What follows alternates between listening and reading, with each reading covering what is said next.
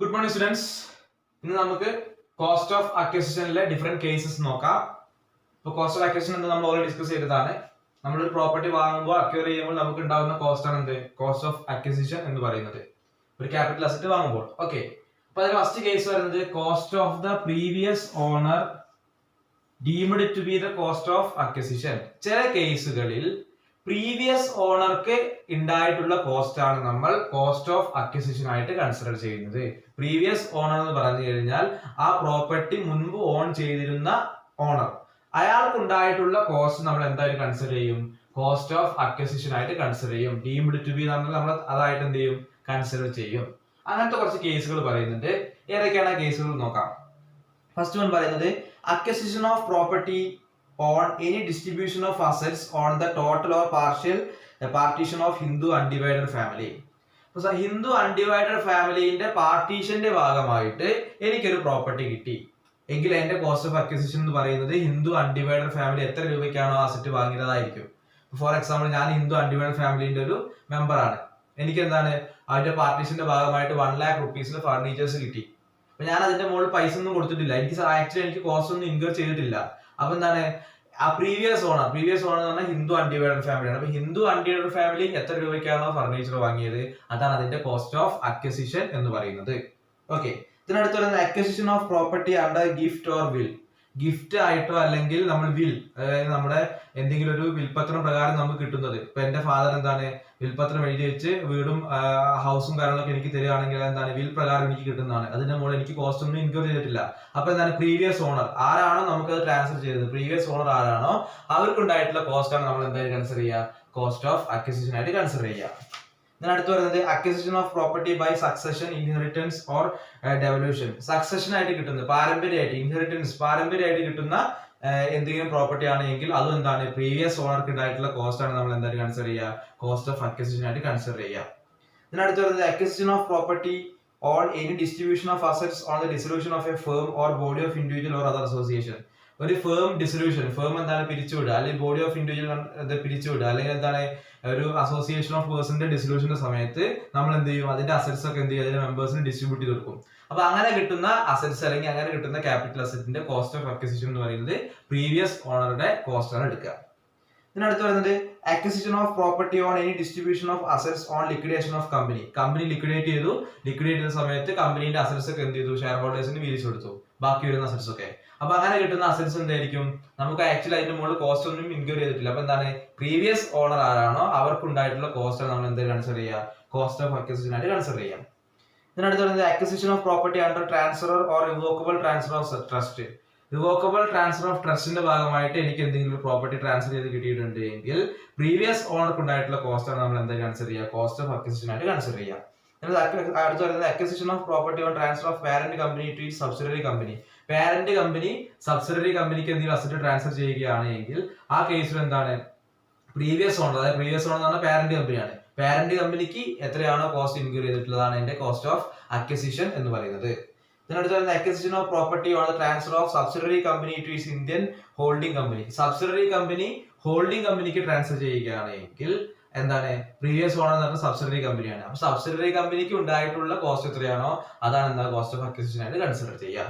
Okay, അപ്പൊ നമ്മൾ ഇവിടെ പറഞ്ഞിട്ടുള്ള എല്ലാ കേസിലും എന്താണ് അത് ട്രാൻസ്ഫർ ചെയ്യുന്ന ആൾക്ക് എന്താണ് അതിന്റെ മുകളിൽ കോസ്റ്റ് ഒന്നും ഇൻകർ ചെയ്തിട്ടില്ല. അതുകൊണ്ടാണ് നമ്മൾ എന്ത് ചെയ്യുന്നത് പ്രീവിയസ് ഓണറിന്റെ കോസ്റ്റ് എന്തായിട്ട് കൺസിഡർ ചെയ്യുന്നത്, കോസ്റ്റ് ഓഫ് അക്വിസിഷൻ ആയിട്ട് കൺസിഡർ ചെയ്യുന്നത്. നമ്മൾ ആദ്യം പറഞ്ഞിട്ടുള്ള ഗിഫ്റ്റ് ആയിട്ട് നമുക്കൊരു ക്യാപിറ്റൽ അസറ്റ് കിട്ടുകയാണെങ്കിൽ അതിന്റെ മുകളിൽ നമുക്ക് കോസ്റ്റ് ഒന്നും ഇൻക്വയർ ചെയ്തിട്ടില്ല, പ്രീവിയസ് ഓണറിന്റെ കോസ്റ്റ് എന്തായാലും കൺസിഡർ ചെയ്യും, കോസ്റ്റ് ഓഫ് അക്വിസിഷൻ ആയിട്ട് കൺസിഡർ ചെയ്യും. അതുപോലെ തന്നെ നമ്മൾ എന്താണ് ഒരു പാർട്ടീഷന്റെ ഭാഗമായിട്ട് അല്ലെങ്കിൽ ഒരു ഹിന്ദു അൺഡിവൈഡഡ് ഫാമിലിയുടെ പാർട്ടീഷന്റെ ഭാഗമായിട്ട് നമുക്ക് ക്യാപിറ്റൽ അസറ്റ് കിട്ടിയിട്ടുണ്ടെങ്കിൽ അതിന്റെ മുകളിൽ നമുക്ക് എന്താണ് ക്യാഷ് ഒന്നും അല്ലെങ്കിൽ കോസ്റ്റ് ഒന്നും ഇൻകർ ചെയ്തിട്ടില്ല. അതായത് നമുക്ക് മിക്കവാറും എന്താണ് ആ പ്രോപ്പർട്ടി നമുക്ക് ഫ്രീ ആയിട്ട് അല്ലെങ്കിൽ കോസ്റ്റ് ഒന്നും ഇൻകർ ചെയ്യാതെ നമുക്ക് കിട്ടുക. അങ്ങനെയുള്ള കേസുകളിലാണ് നമ്മൾ എന്ത് ചെയ്യുക പ്രീവിയസ് ഓണർക്ക് ഉണ്ടായിട്ടുള്ള കോസ്റ്റ് ഓഫ് അക്വിസിഷൻ ആയിട്ട് കൺസിഡർ ചെയ്യുക. അതിന്റെ കുറച്ച് എക്സാമ്പിൾസ് ആണ് നേരത്തെ പറഞ്ഞത്. ഓക്കെ, സെക്കൻഡ് വൺ പറയുന്നത് cost of share or security. Cost of acquisition രണ്ടാമത്തെ കേസാണ് cost of share or securities. ഷെയറിന്റെ അല്ലെങ്കിൽ സെക്യൂരിറ്റിന്റെ കേസിലുള്ള കോസ്റ്റ് ഓഫ് അക്വിസിഷന്റെ കാര്യമാണ് പറയുന്നത്. ഇവിടെ പറയുന്നത് April 1st 2018 ശേഷമാണ് നമുക്ക് ഇങ്ങനെ റൂൾ അപ്ലിക്കബിൾ ആയിട്ട് വന്നിട്ടുള്ളത്. അതായത് ഒരു സെക്യൂരിറ്റി ഒരു ഷെയർ ട്രാൻസ്ഫർ ചെയ്യുകയാണ് എങ്കിൽ അത് April 1st 2018 ശേഷമാണ് എങ്കിൽ അതിന്റെ കോസ്റ്റ് ഓഫ് അക്വിസിഷൻ എങ്ങനെയാണെന്ന് പറയുന്നത്. ഓക്കെ, ഇവിടെ പറയുന്നത് cost of acquisition will be the higher of the following. Higher of the following, താഴെ പറയുന്നതിൽ ഏതാണോ വലുത് അതായിരിക്കും അതിന്റെ കോസ്റ്റ് ഓഫ് അക്വിസിഷൻ എന്ന് പറയുന്നത്. ഇവിടെ എ ഉണ്ട് ബി ഉണ്ട്, എ എന്ന് പറഞ്ഞ പോയിന്റ് ഉണ്ട്, ബി എന്ന് പറഞ്ഞ പോയിന്റ് ഉണ്ട്. ഇതിൽ ഏതാണ് വലുത് അതാണ് എന്ത് കോസ്റ്റ് ഓഫ് അക്വിസിഷൻ എന്ന് പറയുന്നത്. അതിൽ ഫസ്റ്റ് പോയിന്റ് നോക്കാം, A the actual cost of acquiring the asset. Actually എത്രയാണോ ഇൻക്വയർ ചെയ്തത് അതാണ് actual cost of acquiring the asset. Then B പറയുന്നു lower of the following. B പറയുന്നതാണ് ലോവർ ഓഫ് ദ ഫോളോയിങ്, താഴെ പറയുന്നതിൽ ഏതാണോ ചെറുത് അതാണ് ബി എന്ന് പറയുന്നത്. ഓക്കെ, രണ്ടാമത്തെ പോയിന്റ്. അതിൽ first one fire market value of assets on 31st January 2018. 31st January 2018 fire market value or total amount received at the time of security at the time of selling equity shares. Equity shares sale ചെയ്യുന്ന സമയത്ത് നമുക്ക് കിട്ടിയിട്ടുള്ള total amount, അത് fire market value or total amount receive at the time of selling securities which ever is lower എടുക്കും. ആ എമൗണ്ടിന് എന്താണ് actual cost of acquiring ആയിട്ട് compare ചെയ്യും, which ever is higher. Okay, for example ആയിട്ട് പറയുകയാണെങ്കിൽ fire market value of assets എന്ന് പറയുന്നത് 10,000 ആണ് വിചാരിക്കുക, വിറ്റ് 2,000 ആണ് വിചാരിക്കുക. ഓക്കെ, ഇതിന്റെ ലോവർ ഏതാണ് 2,000 or 1,000? അതിന്റെ ലോവർ എന്ന് പറയുന്നത് 1,000 ആണ്. ഓക്കെ, ബി കിട്ടി 1,000. Then the actual amount of acquiring the cost എന്ന് പറയുന്നത് 2,000 ആണ് വിചാരിക്കുക, 2,500 ആണ് വിചാരിക്കുക. അപ്പൊ ഇതിൽ ഏതാണോ ഹയർ. ഓക്കെ, അപ്പൊ ആരെന്ത് ചെയ്യുക, ബി കാണുക, അതായത് ഫയർ മാർക്കറ്റ് വാല്യൂ ഓഫ് അസറ്റും അതുപോലെ തന്നെ ടോട്ടൽ എമൗണ്ട് റിസീവ്ഡും കമ്പയർ ചെയ്യുക, അതിൽ ലോവർ എത്രയെന്ന് കണ്ടുപിടിച്ച് വെക്കുക, അതാണ് ബി. പിന്നെ ഏത് പറയുന്നത് ആക്ച്വൽ കോസ്റ്റ്, അത് കമ്പയർ ചെയ്യുക, വിച്ച് എവർ ഈസ് ഹയർ എടുക്കുക. ഓക്കെ, നമുക്ക് പ്രോബ്ലം ചെയ്യാം, അപ്പൊ കുറച്ചുകൂടി ക്ലിയർ ആവും. ഓക്കെ, ഒരു ക്വസ്റ്റ്യൻ വായിക്കാം. Mister Varun brought equity shares on 15th December 2016 for rupees 10,000. 2016 10,000 രൂപയ്ക്ക് അയാൾ ഇക്വിറ്റി ഷെയർ വാങ്ങിയിട്ടുണ്ട്. Okay, fire market value of share was 12,000 on 31st January 2018. 31st January 2018 fire market value എന്ന് പറയുന്നത് 12,000 ആണ്. He sold the shares on 10th May 2019 for rupees 15,000. What will be the long term capital gain? Okay, what will be the long term capital gain? നമ്മളോട് കണ്ടുപിടിക്കാൻ പറഞ്ഞത് long term capital gain ആണ്.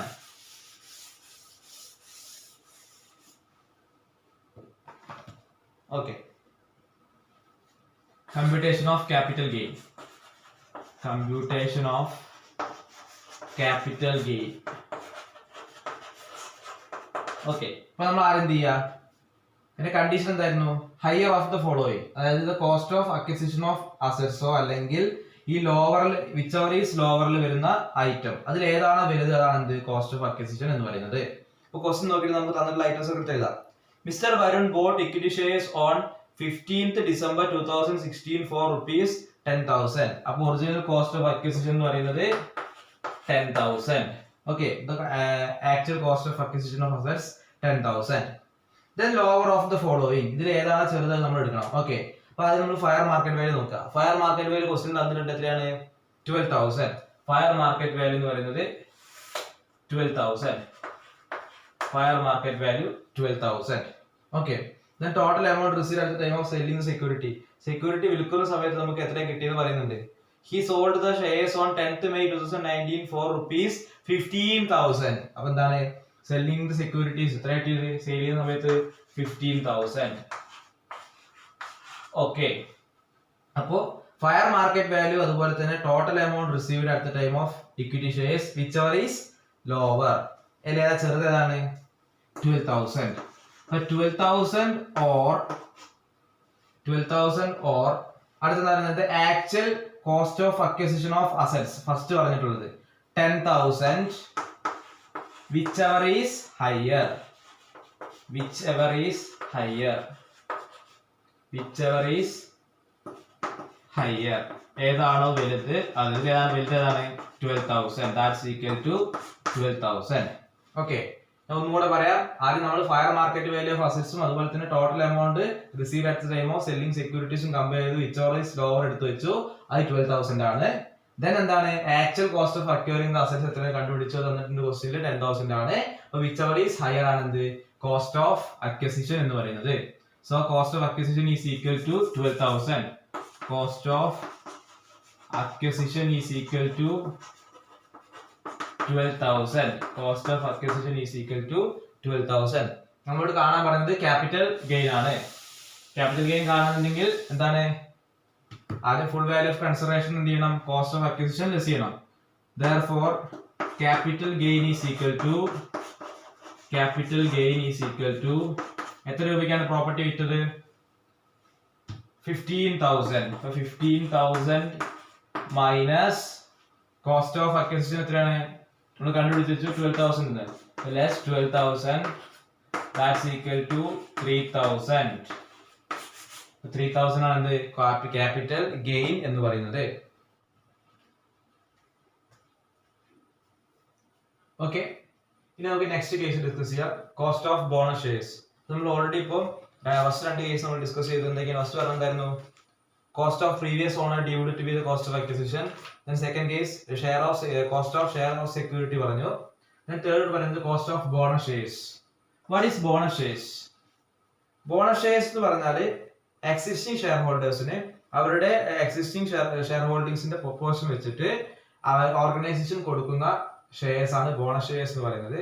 അത് free of cost ആയിട്ടാണ് കൊടുക്കുന്നത്. അങ്ങനെ പറഞ്ഞാൽ അതിന്റെ മുകളിൽ ഷെയർ ഹോൾഡേഴ്സിന് കോസ്റ്റ് ഒന്നും ഇൻക്യൂർ ചെയ്യുന്നില്ല. ഇപ്പൊ ഞാനൊരു കമ്പനിയുടെ ഷെയർ ഹോൾഡർ ആണ്. എനിക്ക് എന്താണ് കമ്പനി കുറച്ച് ബോണസ് ഷെയർസ് ഇഷ്യൂ ചെയ്യാണ്. വിച്ച് മീൻസ് എന്താണ് ആ ബോണസ് ഷെയർസ് എനിക്ക് ഫ്രീ ആയിട്ടാണ് കിട്ടുന്നത്. അതിന്റെ മുകളിൽ എന്താണ് എനിക്ക് കോസ്റ്റ് ഒന്നും ഇൻക്യൂർ ചെയ്യുന്നില്ല. അങ്ങനെയാണ് എങ്കിൽ ബോണസ് ഷെയർസിന്റെ കോസ്റ്റ് ഓഫ് അക്വിസിഷൻ എന്ന് പറയുന്നത് നില്ലാണ്. ഒരു കമ്പനി എന്താണ് ബോണസ് ഷെയർസ് ഇഷ്യൂ ചെയ്യുകയാണ്, ഷെയർ ഹോൾഡർ അത് വാങ്ങുകയാണ് എങ്കിൽ എന്താണ് കോസ്റ്റ് ഓഫ് അക്വിസിഷൻ ഇല്ലായിരിക്കും. കാരണം അത് ഓൾറെഡി എന്താണ് കോസ്റ്റ് ഒന്നും അവിടെ ഇൻക്വയർ ചെയ്തിട്ടില്ല. അതുകൊണ്ട് എന്താണ് കോസ്റ്റ് ഓഫ് അക്വിസിഷൻ നിൽ.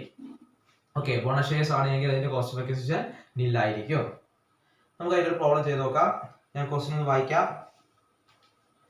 Mister Vishwan was holding 100 number of listed shares in ABC Limited since April 2004. Viswan എന്ന് പറയുന്ന ഒരു വ്യക്തി എന്താണ് 100 ഷെയർസ് ആണ് ഓൺ ചെയ്തിരിക്കുന്നത് ABC ലിമിറ്റഡിന്റെ. The acquisition price per share was ₹400. 100 shares 400 രൂപ വെച്ച് വാങ്ങിയിട്ടുണ്ട് 2004. Now ABC Limited issue bonus shares in the ratio of 1:1. ഇപ്പൊ എന്താണ് കമ്പനി ബോണസ് ഷെയർസ് ഇഷ്യൂ ചെയ്യാണ്. ഓരോ ഷെയറിനും ഒരു ഷെയറിന് എന്താണ് ബോണസ് ഷെയർസ് കൊടുക്കുന്നുണ്ട്. അതായത് ഓരോ ഷെയറിനും ഒരു ഷെയർ വെച്ചിട്ട് ഇപ്പൊ എത്ര ഷെയർ ആണ് അയാൾ ഓൺ ചെയ്തത് 100 ഷെയർസ് ആണ്. അപ്പൊ 100 ഷെയർസിന് അയാൾക്ക് എന്താണ് ബോണസ് ഷെയർസ് ആയിട്ടും കിട്ടിയിട്ടുണ്ട്. എന്താ പറയുന്നത് in January 2020 he sold all shares ₹780 per share. 2020 ആയ സമയത്ത് അയാൾ എല്ലാ ഷെയർസും വിറ്റിട്ടുണ്ട്. എത്ര രൂപയ്ക്ക് 780 രൂപ ഓരോ ഷെയറിന് വെച്ചിട്ട് മുഴുവൻ ഷെയറും വിറ്റിട്ടുണ്ട്. He also paid brokerage of ₹10 per share. Sale ചെയ്യുന്ന സമയത്ത് 10 per share ബ്രോക്കറേജും കൊടുത്തിട്ടുണ്ട്. നമ്മളോട് കണ്ടുപിടിക്കാൻ പറഞ്ഞത് ക്യാപിറ്റൽ ഗെയിൻ ആണ്. ഓക്കെ, കമ്പ്യൂട്ടേഷനിൽ കിടക്കാം. Computation of capital gain. Computation of capital gain. Computation of capital gain. Computation of long term capital gain. ഇവിടെ long term capital gain ആണ് വരുന്നത്. 2004 വാങ്ങിയത് വിൽക്കുന്നത് 2020 ആണ്. അപ്പോൾ long term capital gain ആണ്. ഓക്കെ, നമുക്ക് ആദ്യം എന്ത് ചെയ്യാം full value of consideration. Full value of consideration. Okay, ഇവിടെ എത്ര ഷെയർ ആണ് അയാളുടെ കയ്യിലുള്ളത്? ആദ്യം 100 ഷെയർ അയാൾ ഓൺ ചെയ്തിരുന്നു 2004 വരെ. അതിനുശേഷം ഓരോ ഷെയറിനും ഒരു ഷെയർ വീതം, അത് 1:1 എന്താണ് 1:1 എന്ന പ്രൊപ്പോർഷനിൽ ബോണസ് ഷെയർസ് കൊടുത്തിട്ടുണ്ട്. അങ്ങനെ പറഞ്ഞാൽ 100 ഷെയർ ആൾക്ക് എന്താണ് ബോണസ് ഷെയർസും കിട്ടിയിട്ടുണ്ട്. അപ്പൊ ടോട്ടൽ ഷെയർസ് എന്ന് പറയുന്നത് 200. ഓക്കെ, അപ്പൊ 200 ഇൻറ്റു 200 ഷെയർ ആണ് അയാളുടെ കയ്യിലുള്ളത്. അതായത് 100 ഷെയർ അയാൾ ഓൾറെഡി ഹെൽഡ് ചെയ്തതും 100 ഷെയർ ആൾക്ക് എന്താണ് ബോണസ് ഷെയർസ് ആയിട്ട് കിട്ടിയത്. ഓക്കെ, 200 ഷെയർസ് ആണ് ടോട്ടൽ ഉള്ളത്. 200 ഇൻറ്റു 780 ഒരു ഷെയറിന് 780 രൂപ വെച്ചിട്ടാണ് അയാൾക്ക് കിട്ടിയിട്ടുള്ളത്. അപ്പൊ 200 ഇൻറ്റു 780 ദാറ്റ്സ് ഈക്വൽ ടു 1,56,000. 1,56,000. ഈ 200 എങ്ങനെയാണെന്ന് മനസ്സിലായില്ലേ? അതായത് ആദ്യം പറയുന്നത് അയാൾ ഓൾറെഡി 100 ഷെയർ ഓൺ ചെയ്തിരുന്നു 100 പ്ലസ്. പിന്നെ ക്വസ്റ്റ്യനിൽ പറയുന്നുണ്ട് 1:1 എന്ന രീതിയിൽ എന്താണ് ബോണസ് ഷെയർസ് ഇഷ്യൂ ചെയ്യുന്നുണ്ട്. ഓരോ ഷെയറിനും ഒരു ഷെയർ കൂടെ ബോണസ് ഷെയർസ് ഇഷ്യൂ ചെയ്യുന്നുണ്ട്. ഇപ്പോൾ 1:1 എന്ന് പറയുമ്പോൾ 100 ഷെയർ ആഡ് ചെയ്തിട്ടുണ്ടെന്നുണ്ടെങ്കിൽ 100 ഷെയർ കൂടെ അയാൾക്ക് കിട്ടുന്നുണ്ട്. അപ്പോൾ ടോട്ടൽ 200. ഇതിനാണ് ഈ 200 വന്നത്. ഓക്കെ, എന്ത് ചെയ്യാം? ലെസ് ബ്രോക്കറേജ് ലെസ് ചെയ്യാം. ബ്രോക്കറേജ് പറയുന്നുണ്ട് ക്വസ്റ്റ്യനിൽ 10 per ഷെയർ. ഒരു ഷെയറിന് 100 രൂപ വെച്ചിട്ട്. അപ്പൊ 200 ഷെയർ ആണുള്ളത്. അപ്പൊ 200 into 10 that's equal to 2000. അപ്പൊ ലെസ് ചെയ്യാം 1,54,000. 1,54,000. Then less, അതാണ് നെറ്റ് കൺസിഡറേഷൻ എന്ന് പറയുന്നത്. ഓക്കെ, നെറ്റ് കൺസിഡറേഷൻ എന്ന് പറയുന്നത്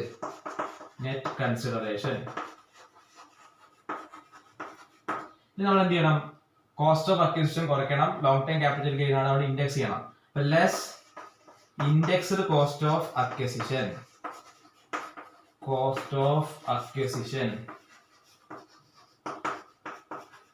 less indexed cost of acquisition. Okay, അപ്പൊ 100 ഷെയർസ് ആണ് വാങ്ങുന്നത്. ഏപ്രിൽ 2004 ആണ് ഷെയർ വാങ്ങുന്നത് അല്ലെ, 100 ഷെയർ. അപ്പൊ 100 ഷെയർസ്. ഓക്കെ, 100 ഷെയർസ് എത്ര രൂപയ്ക്ക് വാങ്ങിയത്? 100 into 400. 100 ഷെയർസ് 400 രൂപയ്ക്ക്. That's equal to 40,000. അപ്പൊ 40,000 രൂപേന്റെ ഷെയർ ആണ് അത് വാങ്ങിയിട്ടുള്ളത്. അപ്പൊ അത് ഇൻഡെക്സ് ചെയ്യണം. 40,000 into എന്താണ് CII of year of transfer. Year of ട്രാൻസ്ഫറിന്റെ കോസ്റ്റ് ഇൻഫ്ലേഷൻ ഇൻഡെക്സ് എന്ന് പറയുന്നത് 289. പർച്ചേസ് ചെയ്യുമ്പോഴുള്ള കോസ്റ്റ് ഇൻഫ്ലേഷൻ ഇൻഡെക്സ് എന്ന് പറയുന്നത് ഇവിടെ ഏപ്രിൽ ആയതുകൊണ്ട് ഏപ്രിൽ 2004 എന്നല്ല പറയുന്നത്, 2004-5 ഏപ്രിലാണ് പറയുന്നത്. അപ്പൊ 2004-5 ഇൻഡെക്സ് 113. ഏപ്രിൽ 2004 എന്നാ പറയുന്നത്. അപ്പൊ 2004-5 ഇൻഡെക്സ് പറയുന്നത് 113, 130. That's equal to 1,02,300. 1,02,300. Okay, then ഇതിപ്പോ നമ്മള് 100 ഷെയർസ് ആയിട്ടുള്ളൂ. ഇനി 100 ഷെയർസ് ബോണസ് ഷെയർസ് കിട്ടിയിട്ടുണ്ട്. അടുത്തത് bonus shares cost of acquisition of